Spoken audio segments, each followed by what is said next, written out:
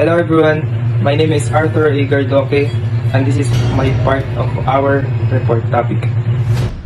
El Felipe Busterismo was written by unofficial national hero of the Philippines, which is Jose Rizal, and the first published in 1891 in Ghent, Belgium. It is a Rizal's second novel and the sequel to his first novel, Noli Me Tangere. Sequels mean recorded work that continues the story or develops the theme on early one. September 18, 1891, El Fele came off to press. Rizal immediately sent 2 copies to Hong Kong, one for Basa and the other for Sixto Lopez. He gratefully gave the original manuscript of El Fele and a printed copy with his autograph to Valentin Ventura. On October 18, 1887, he began writing in Calamba. 1888, sa London, he made some changes in the plot and revised the chapter already written. He wrote more chapter in Paris, Madrid, and Biarritz. Madrid is capital niya sa Spain din, ang Biarritz is city in France. In March 29, 1891, he finished the manuscript in Biarritz, which is city in France. I have a brief background of the story of El Felipe. El Felipe Busterismo, also known by its English title, The Reign of Greed. Again, the English title of El Felipe is The Reign of Greed.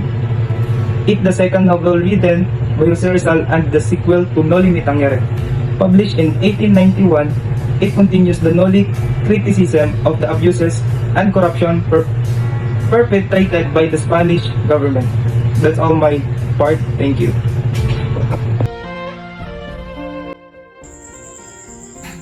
Hello guys, I'm Lady Jane Quadrasal. During the probation in Ghent. In July 5, 1891, Rizal left Brussels for Ghent. Reason: the cost of living was lower. Number 2, the price of printing was much cheaper than in Brussels. 3 is to escape from the enticing attraction of the petite society. Owing to his limited funds, Rizal lived in a shipboarding house with Jose Alejandro as a roommate. They lived frugally in Ghent for 3 months from July to September 1891. To economize further on their living expenses, they prepared their own breakfast.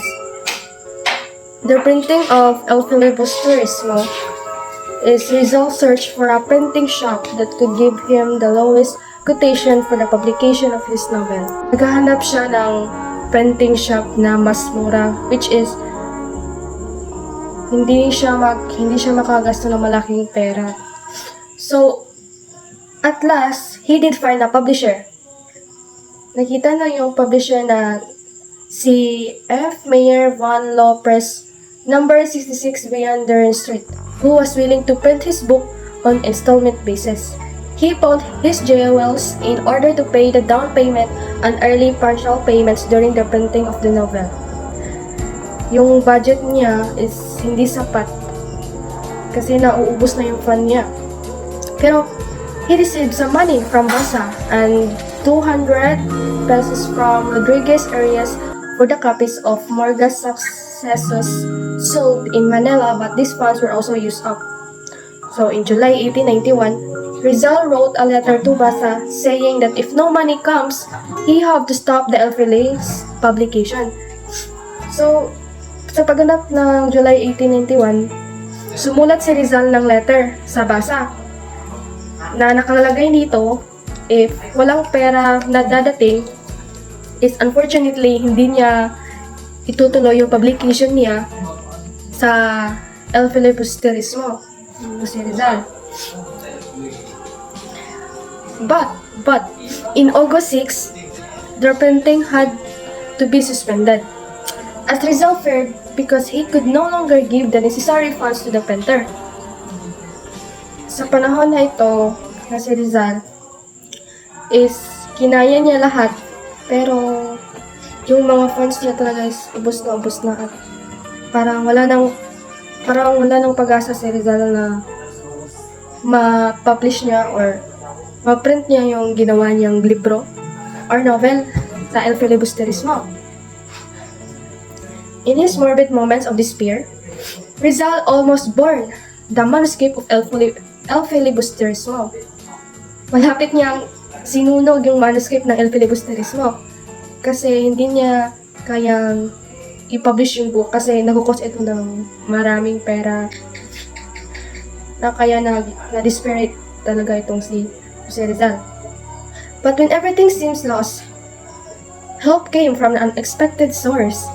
Kalain mo yun, may dumating na biyaya na unexpected talaga. So, sino sino yung taong tumulong kay Jose Rizal na mapublish yung El Filibusterismo? Walang iba kundi si Valentin Ventura. Si Valentin Ventura he heard of Rizal's predicament and immediately sent the amount needed to finish the publication of the novel. So, sa mga kabataan dyan, huwag po tayong susuko kasi darating yung mga unexpected blessings na makukuha natin. Akala natin wala na tayong pag-asa, pero dadating at dadating yung blessings na hindi mo inaakalang dadating. So, si Valentin Ventura pala yung tumulong kay Rizal na mapublish yung book niya sa El Filibusterismo. So, ako nga pala si Lady Jane Quadrazal ang nag-assign topic ng El Filibusterismo. September 18, 1891, Philly came off to the press. Rizal immediately sent two copies to Hong Kong, one of Basa and the other for Sixto Lopez. He gratefully gave the original manuscript of El Filibusterismo and a printed copy with his autograph to Valentina Ventura. Filipino patriots praised the novel. The members of the Filipino colony of Barcelona published a tribute in La Publicidad, a Barcelona newspapers eulogizing the novel's original style. The Liberal Madrid newspaper El Nuevo Regimen serialized the novel in its issues to October 1891. All copies of the first edition, Ghent edition of El Filibusterismo were placed on wooden boxes and shipped to Hong Kong. But almost all these boxes were confiscated and the books were lost. The book immediately became rare and the few available Ghent copies were sold at very high prices, reaching as 400 pesetas per copy. John in all his studies, travels, and labors of foreign land had not forgotten the martyrdom of the Father Gomez Burgos, and Zamora, which Paciano related to him when he was a mere lad of the Calamba. He decided El Fili to them. The manuscript and the book. The original manuscript of El Fili, Rizal's own handwriting, is now preserved at the Philippine Division of the Bureau of Public Libraries, Manila, acquired from Valentina Ventura for 10,000 pesos. Consisting of 279 pages of a long sheets of paper, two features and didn't appear in the printed book. Forward warning. These two were not put into print eventually to save printing costs. All copies of the first edition, Ghent edition of El Filibusterismo were placed in the wooden boxes and shipped to Hong Kong, but almost all the boxes were confiscated and the books were lost. The book immediately became rare, and the few available Ghent copies were sold at very high prices, reaching as high as 400 pesetas per copy.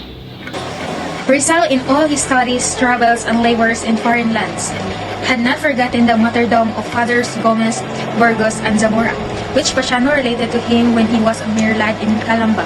He dedicated El Fil to them. El Filibusterismo addresses topics of great importance to the movement, namely clerical abuses, racism against the Philippine people, and the need for political reform. The novels resulted in Rizal's exile to Hong Kong, and later his execution by firing squad in 1896 at the age of 35. No Limit ang Hiri and El Filibusterismo. No Limit ang Hiri, a romantic novel, work of the heart, a book of feeling. It has freshness, vulgar, humor, lightness, and with 64 chapters. El Filibusterismo, political novel or work of the dead, a book of thought. It contains fairness, satire, pain, violence, and sorrow.